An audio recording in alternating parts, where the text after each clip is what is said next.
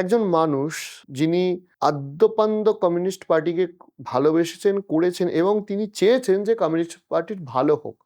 একদম সেই ভালোটা চাইতে গিয়ে তিনি কমিউনিস্টের পার্টির চিরকালীন বিরোধী একটি দল তৃণমূল কংগ্রেসে চলে গেলেন।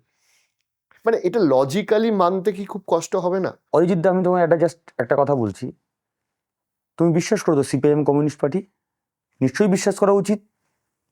এসইউসিআই সিও কমিউনিস্ট পার্টি, এটাও কি বিশ্বাস করো? নিশ্চয়ই করা উচিত।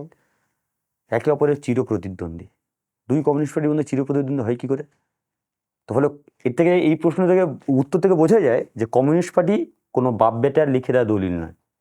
আপনার জীবন, আপনার মতদর্শ, আপনার দর্শন যদি আপনার মধ্যে রিফ্লেকশন আসে, আপনার মধ্যে কমিউনিজমের বাড়িয়ে আসবে, মানে কমিউনিজমের ভাবধারা যদি আপনার মধ্যে থাকে, তার রিফ্লেকশন ঘটবে, সময় বলবে। তবে স্টিল নাও আমি বামপন্থী, আমি একজন বামপন্থী, সেটা গর্ব করে বুক ঠুকে বলবো বামপন্থী।